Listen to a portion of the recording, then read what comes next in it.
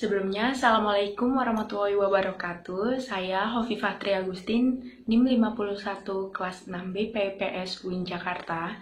Maksud dan tujuan saya mengunggah video ini yaitu sebagai salah satu tugas akhir di semester 6. Pasalnya kita tidak bisa melakukan aktivitas perkuliahan seperti biasanya dikarenakan adanya pandemi COVID-19. Kepada yang terhormat Ibu Nengsri selaku dosen pengampu mata kuliah telaah kurikulum IPS. Nah, di video ini saya akan mereview kembali tentang materi-materi telaah kurikulum IPS yang telah dijelaskan oleh Bu Neng melalui virtual. Yang pertama, saya akan membahas mengenai standar kualifikasi akademik dan juga standar kompetensi guru. Sesuai dengan Permendikbud nomor 16 tahun 2007, di sana disebutkan bahwa seorang guru itu harus mempunyai dua standar, yaitu standar kompetensi guru dan juga standar kualifikasi akademik. Nah, yang pertama saya akan membahas mengenai standar kualifikasi akademik guru. Sesuai dengan Permendikbud nomor 16 tahun 2007, di sana disebutkan bahwa seorang guru itu harus mempunyai pendidikan akademik yang sesuai dengan peraturan pemerintah. Yang pertama itu ada pendidikan formal. Pendidikan formal ini sesuai dengan Permendikbud disebutkan bahwa seorang guru minimal mempunyai standar pendidikan akademik minimal D4 atau strata S1. Jadi seorang guru minimal mempunyai jenjang pendidikan D4 atau strata S1 yang diperoleh secara formal melalui satuan pendidikan atau kuliah yang sudah terakreditasi. Terus yang kedua ada pendidikan yang non-formal. Nah, pendidikan yang non-formal ini tuh jalur pendidikan yang ditempuh di luar pendidikan. Semisal saya kan mengambil jurusan IPS, tetapi saya ingin mengajar kesenian pendidikan kesenian ya, atau seni budaya gitu. Jadi saya harus mengikuti uji kelayakan dan kesetaraan. Jadi intinya, ketika kita ingin menjadi seorang guru, maka pendidikan kita harus sesuai dengan apa yang akan kita ajar nanti di sekolahan. Nah, selanjutnya saya akan membahas mengenai standar kompetensi guru. Sesuai dengan Permendikbud nomor 16 tahun 2007, telah dipaparkan di sana bahwasanya seorang guru itu harus mempunyai standar kompetensi guru. Yang pertama itu ada kompetensi pedagogik. Kompetensi pedagogik ini tuh kemampuan guru dalam menguasai materi yang sifatnya pemahaman terhadap peserta didik, lalu pengelolaan kelas, strategi belajar, evaluasi belajar, dan lain-lainnya. Pokoknya kalau yang kompetensi pedagogik ini tuh kayak bagaimana guru dalam mengelola kegiatan di dalam kelas. Lalu yang kedua ada kompetensi profesional. Kompetensi profesional ini kemampuan guru dalam menguasai materi yang diajarnya, baik dalam penguasaan materi kurikulum maupun substansi keilmuan materi yang diajarkan. Tadi kan kalau yang kompetensi pedagogik itu lebih bagaimana guru terhadap siswa, bagaimana guru terhadap pengelolaan di dalam kelas. Tapi kalau yang kompetensi profesional itu lebih ke diri dia pribadi, bagaimana guru dalam menguasai materi sesuai dengan materi yang akan diajarkan. Lalu yang ketiga ada kompetensi sosial. Kompetensi sosial ini kemampuan guru dalam berinteraksi dengan peserta didik, tenaga kependidikan, lalu terhadap orang tua atau wali.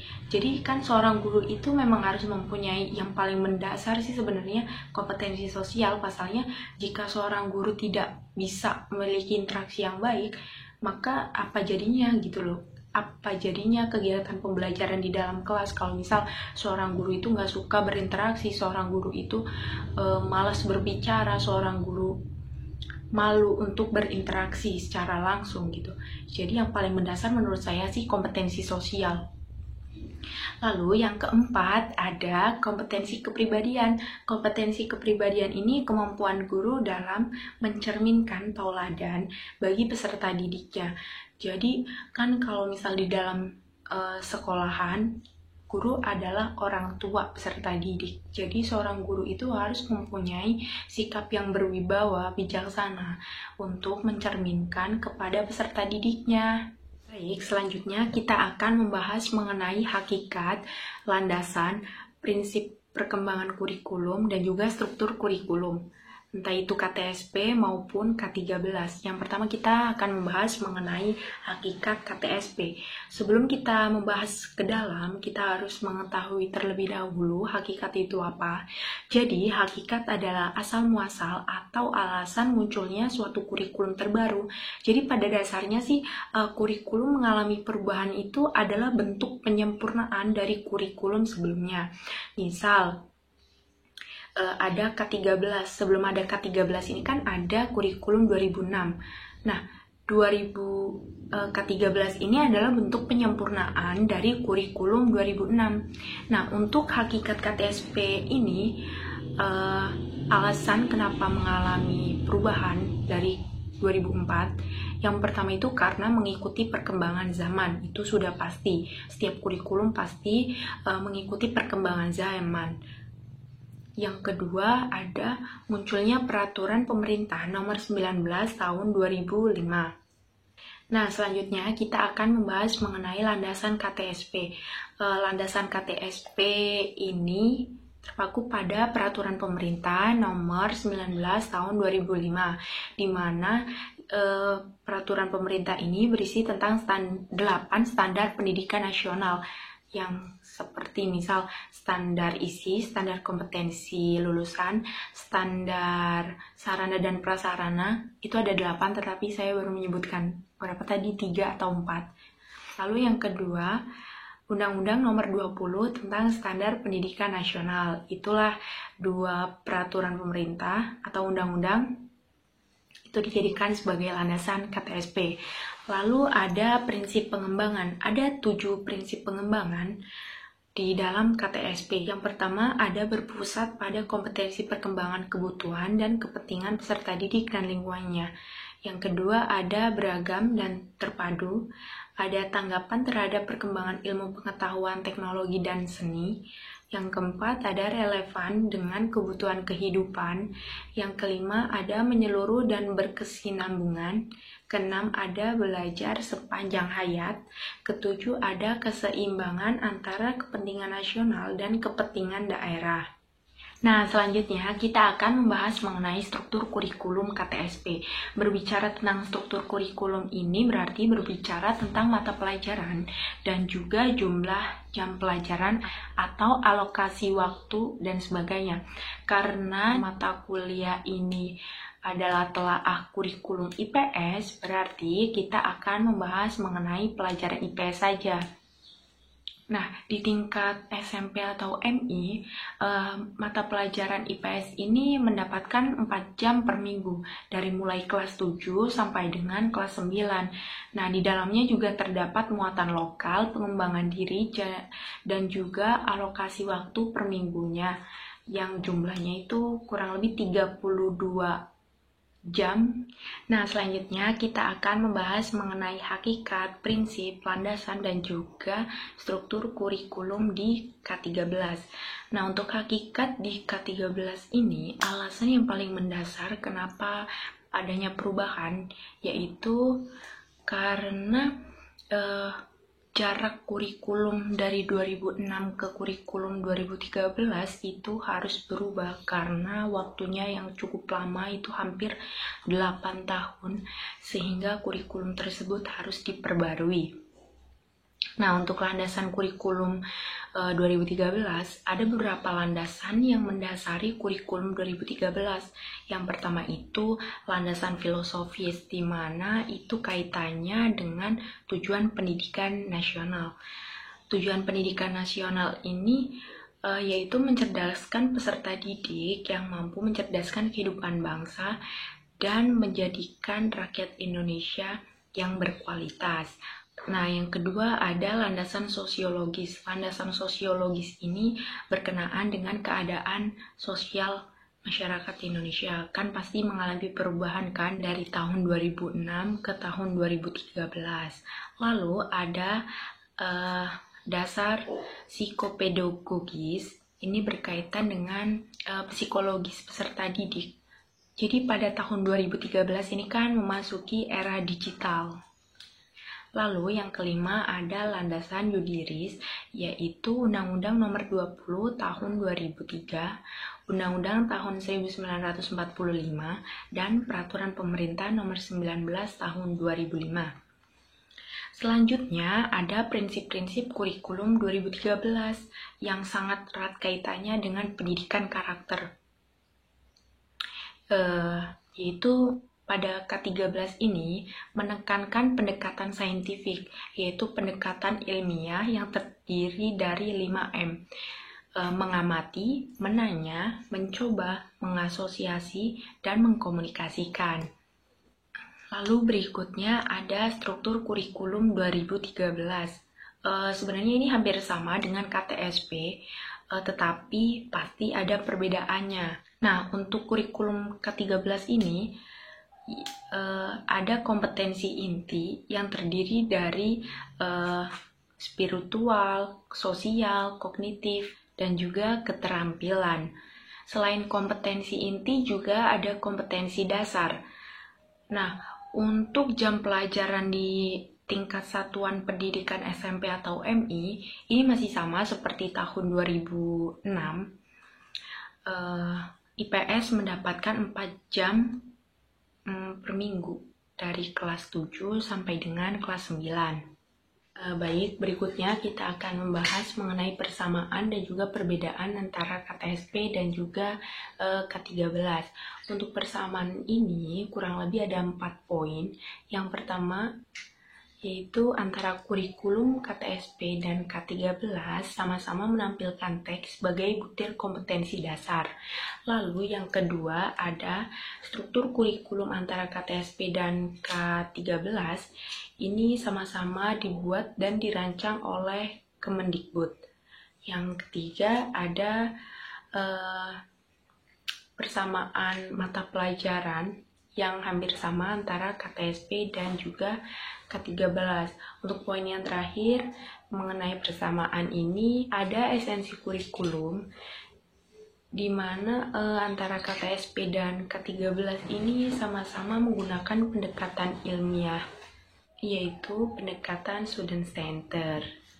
Baik, karena tadi sudah dijelaskan mengenai persamaan, selanjutnya kita akan membahas mengenai perbedaan antara KTSP dan juga K13.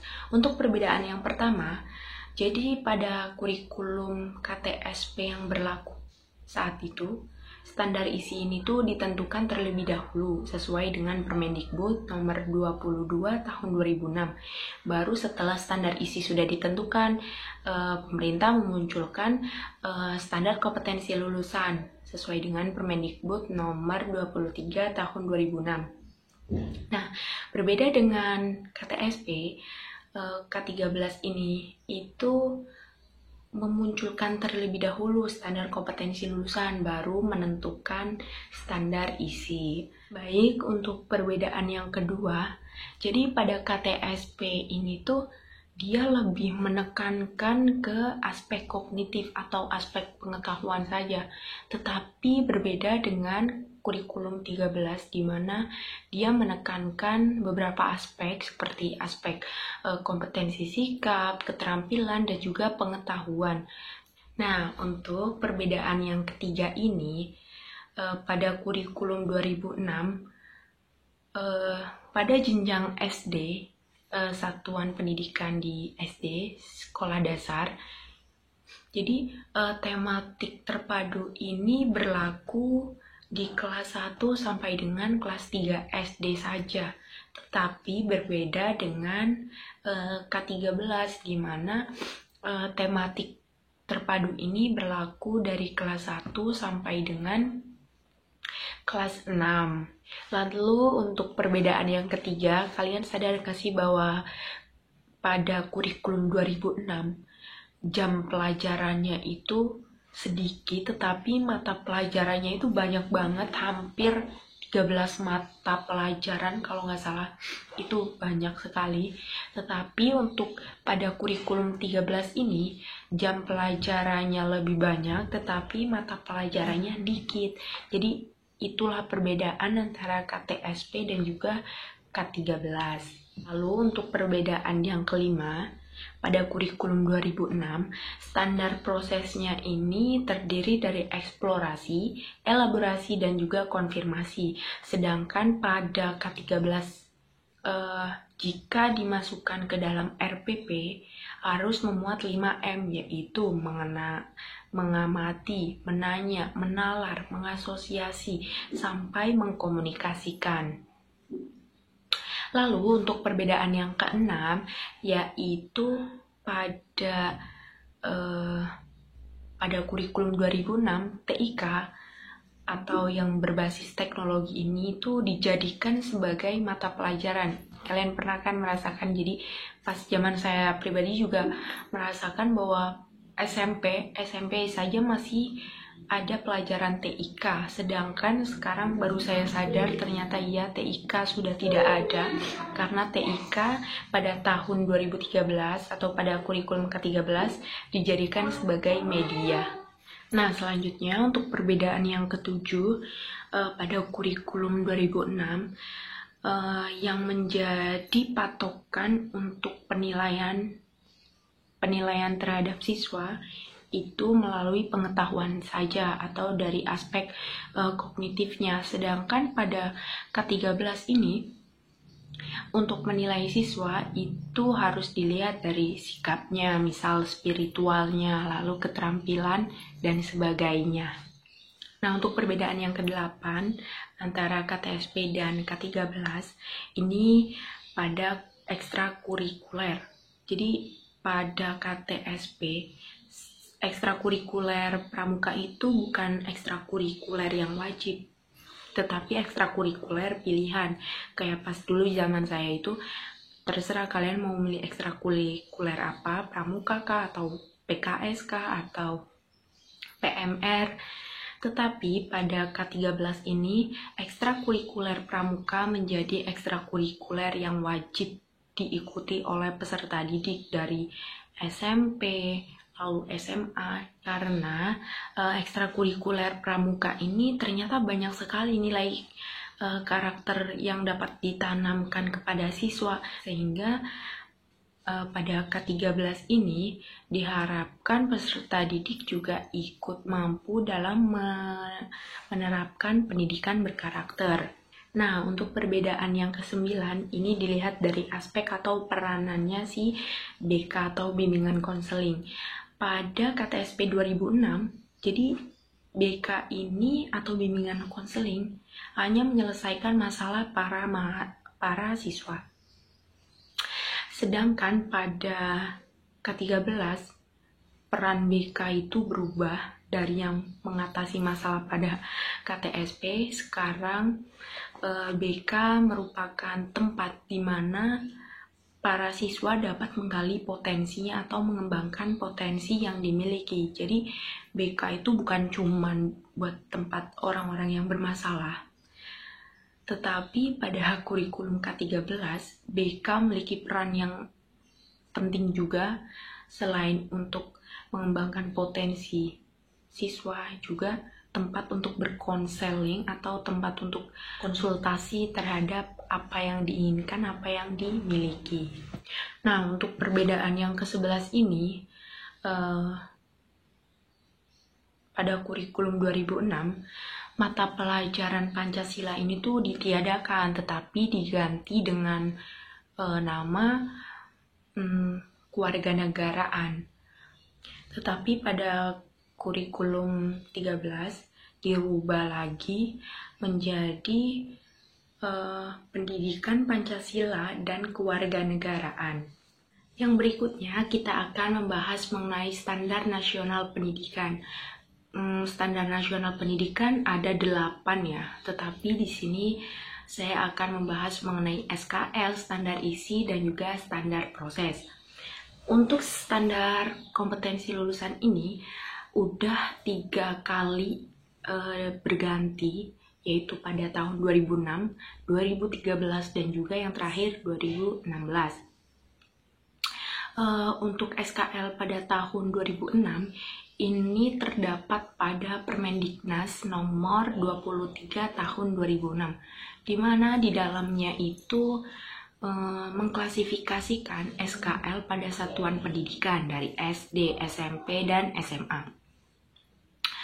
Kemudian standar kompetensi kelompok mata pelajaran ini terdiri dari agama, kewarganegaraan, pengetahuan, dan juga jasmani.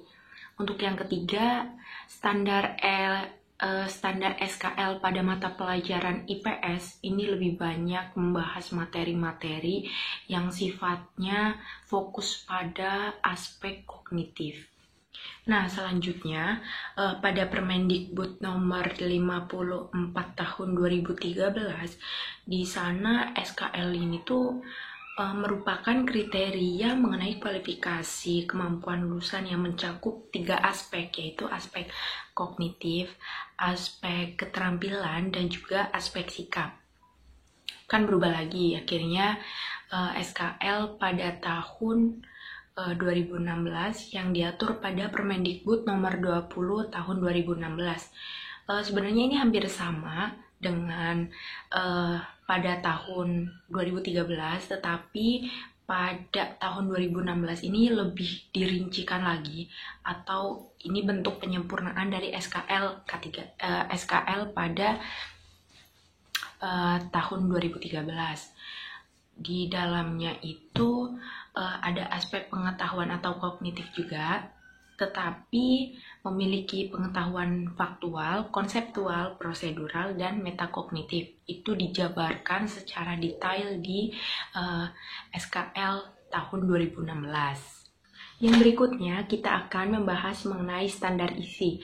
Standar isi ini juga berubah dari tahun 2006, lalu 2013, dan juga 2016. Untuk yang pada tahun 2006 ini diatur dalam Permendiknas nomor 22 tahun 2006. Di sana disebutkan bahwa struktur kurikulumnya belum memisahkan antara aspek afektif, kognitif, dan juga psikomotorik. Lalu pada tahun 2013 standar isi ini tuh membahas mengenai kompetensi yang mencakup dari aspek spiritual, sosial, pengetahuan, dan juga keterampilan, atau yang bisa dikatakan KI 1, KI 2, KI 3, dan juga KI 4. Kemudian pada tahun 2016 disempurnakan kembali, yang awalnya merupakan kompetensi diubah menjadi kompetensi inti. Yang berikutnya kita akan membahas mengenai standar proses. Standar proses ini juga 3 kali mengalami perubahan. Yang pertama itu diatur dalam Permendiknas nomor 41 tahun 2007. Di sana disebutkan bahwa silabus RPP dalam kegiatan inti meliputi EEK, yaitu elaborasi, eksplorasi, dan juga konfirmasi. Kemudian pada tahun 2013 ini diatur dalam Permendiknas juga, yaitu nomor 65 tahun 2013, di mana dalam proses pembelajarannya ini mencakup 5M, yaitu yang menanya sampai dengan mengkomunikasikan. Kemudian pada tahun 2016 ini juga merupakan bentuk penyempurnaan dari tahun 2013. Ini dirincikan lagi, di dalamnya meliputi aspek sikap, pengetahuan, keterampilan, dan kata-kata operasionalnya itu seperti menerima dan menjalankan. Review materi yang selanjutnya yaitu terkait kurikulum Merdeka Belajar. Jadi pada akhir tahun 2019 Indonesia itu, apalagi di dunia kependidikan, di Indonesia digegerkan dengan adanya kurikulum Merdeka Belajar, di mana pada saat itu Pak Nadiem Makarim selaku Menteri Pendidikan dan Kebudayaan, dia mulai berpidato mengenai kurikulum Merdeka Belajar. Pada saat itu beliau berpidato di depan para guru-guru dan di Hari Guru Nasional. Nah, ada 4 kebijakan yang mulai disosialisasikan pada seminar tersebut. Ada 4 poin, yaitu yang pertama ada terkait USBN, lalu ada UN, yang ketiga ada penyederhanaan RPP, yang keempat ada sistem zonasi. Sebenarnya sistem zonasi ini sudah mulai dilaksanakan pada penerimaan peserta didik baru tahun kemarin, tetapi ada sesuatu yang berbeda pada kurikulum Merdeka Belajar ini. Langsung saja kita membahas terkait 4 kebijakan pokok ini. Yang pertama ada USBN. Jadi dengan dikeluarkannya Permendikbud nomor 43 tahun 2019, di mana tentang penyelenggaraan ujian yang diselenggarakan Satuan Pendidikan dan Ujian Nasional. Jadi pada USBN kali ini sesuai dengan kurikulum Merdeka Belajar, USBN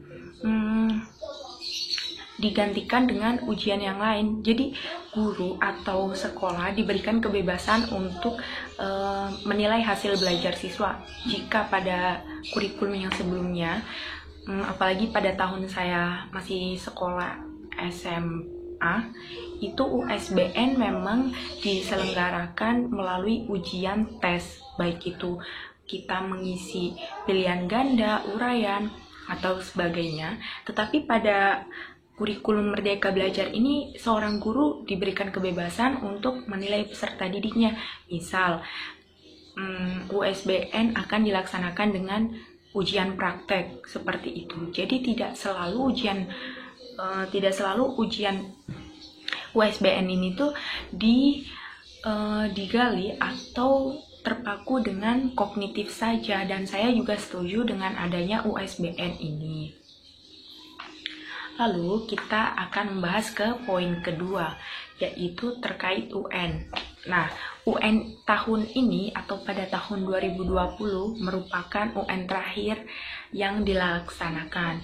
Lalu kemudian nanti pada tahun 2021 atau tahun ajaran 2021 sudah memasuki UN, bahwa UN pada tahun 2021 akan dihapuskan, tetapi diganti dengan asesmen kompetensi minimum dan juga survei karakter. Nah, saya pribadi juga sangat setuju dengan adanya UN ini dihapuskan. Pasalnya, jika tahun-tahun yang sebelumnya, UN ini kan dijadikan sebagai patokan seorang pelajar bisa lulus atau tidaknya melalui ujian nasional. Dan UN ini menurut saya juga hal yang sangat menegangkan baik para siswa maupun para orang tua. Oleh karenanya, UN juga tidak bisa dijadikan patokan terakhir ya, seorang siswa bisa lulus atau tidaknya. Dan saya juga sangat setuju dengan hal tersebut. Nah, yang selanjutnya kita akan membahas mengenai penyederhanaan RPP. Sesuai dengan Permendikbud nomor 14 tahun 2019 tentang penyederhanaan RPP. Jika pada tahun yang sebelum-sebelumnya, RPP ini terdiri dari 11 atau 13 poin. Tetapi pada tahun sekarang sesuai dengan kurikulum Merdeka Belajar hanya ada 3 poin saja, yaitu yang terdiri dari tujuan pembelajaran, lalu langkah-langkah dan juga penilaian. Dan saya juga sangat setuju dengan adanya penyederhanaan RPP ini. Pasalnya jangan sampai seorang guru itu lebih fokus dalam hal administrasi saja. Jangan sampai RPP ini cuma dijadikan sebagai administrasi, tetapi pelaksanaannya nihil, tidak sesuai dengan apa yang sudah direncanakan. Dengan demikian, seorang guru bisa lebih fokus dalam kegiatan belajar mengajar. Untuk poin yang keempat, kita akan membahas terkait sistem zonasi. Sistem zonasi ini sesuai dengan Permendikbud nomor 44 tahun 2019 terkait penerimaan peserta didik baru. Kalau tidak salah, pada tahun yang sebelumnya, sebelum ada kurikulum Merdeka Belajar ini sistem zonasi sudah diberlakukan, tapi mungkin masih sedikit ya sih. Maksudnya penerapannya masih kurang. Nah, dengan adanya Permendikbud ini mungkin diperjelas lagi bahwa sistem zonasi memang benar-benar diberlakukan. Oleh karenanya sistem zonasi pada kurikulum Merdeka Belajar ini ada satu jalur penambahan, yaitu jalur afirmasi. Seperti semisal saya memegang kartu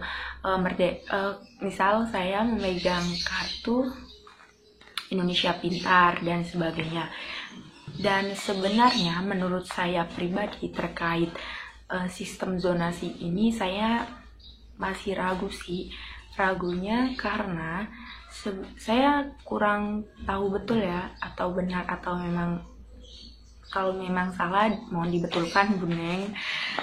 Jadi sistem zonasi ini memang ada kemungkinan dapat terlaksana dan juga bisa juga tidak terlaksana sesuai dengan apa yang diinginkan Pak Menteri atau Menteri Kependidikan. Sebenarnya dengan adanya sistem zonasi ini tujuan awalnya untuk menyamaratakan pendidikan di Indonesia, itu mungkin tujuan awalnya. Tapi balik lagi, semisal di suatu daerah, misal di daerah saya ada sekolah, tetapi itu sekolah bukan sekolah favorit, sekolah biasa aja. Sedangkan ada beberapa orang, ada orang tua, dia mempunyai penghasilan yang lumayan gitu ya, di kelas menengah gitu, kelas menengah ke atas. Pasti orang tua tersebut akan menyekolahkan anaknya di sekolahan yang memadai, semisal kualitas gurunya memadai, lalu fasilitas sarana dan prasarananya cukup. Pokoknya pasti orang tua menginginkan pendidikan yang layak untuk anaknya. Jadi mungkin itu bisa sistem zonasi ini dapat terlaksana jika memang benar-benar sarana dan prasarana itu sama rata, lalu juga kualitas gurunya memadai dan sebagainya.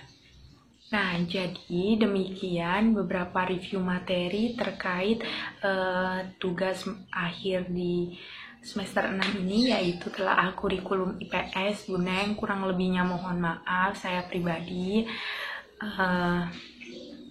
Semoga Bu Neng sehat selalu, dan terima kasih atas pembelajaran selama 1 semester ini. Memang benar-benar menguras tenaga kita semua, baik Bu Neng maupun kita, menguras biaya juga, karena virtual ini menggunakan kuota yang lumayan.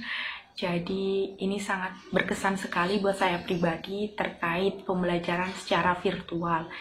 Kita harus benar-benar fokus terhadap materi, kita juga harus benar-benar fokus dalam kita harus benar-benar ada di lingkungan yang tidak ramai untuk melakukan kegiatan pembelajaran secara virtual. Bu Neng, kurang lebihnya mohon maaf. Wassalamualaikum warahmatullahi wabarakatuh.